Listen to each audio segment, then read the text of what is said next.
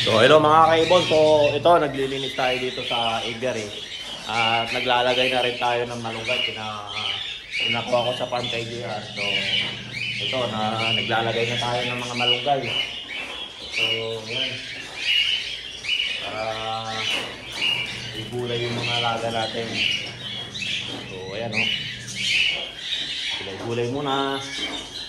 Lagay natin mga gulay na malunggay. So yan mga kaibon. So halos yan, lalagyan natin lahat. Tapos naglilinis na rin yung JR. Nalinisan ko na rin yung mga cook tray. So yan, nakikita nyo. Ito, tingnan mo na JR para kilala ka dyan. Yan, ayan si JR. Pinalinisan ko na lahat yan. Ayan mga kaibon yung cook tray nila. So yung cook tray na yan ulit, i-recycle natin yan kasi may mga alaga din tayo mga ibon dun sa farm. So ito ipahin o lilinisan ni JR. Yan mga kaibon. Tapos yung mga basa ginagawang patabayan. Tapos yung pinaglinisan pwede rin yung papataba ng mga halaman doon. Yun na nilalagay doon. So yan.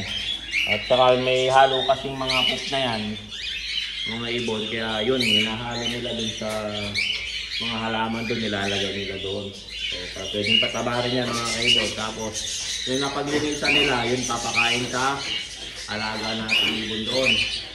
So ayan mga kaibon. So ayan, visit na kayo sa Lydia's Farm pala. So ayan mga kaibon, may camping kami doon, may accommodation. So visit nyo yung page namin sa Lydia's Farm. So makikita nyo din yun, mga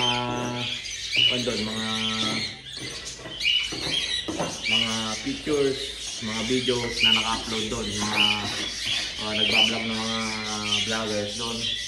Makikita nyo dyan. So ayan mga kaibon, so linis siya mamaya. Talagyan ko na ng gulay yan pagkatapos maglinis si JR. So ayan muna dito sa update dito sa aking Kiberi. So hanggang sa muli mga kaibon, don't forget to subscribe my YouTube channel, Warren Palakpak Kaibon, at ang aking Facebook page, Warren Palakpak Kaibon, at ang aking Facebook, Warren Palakpak Mr. Tigasi. Paalam!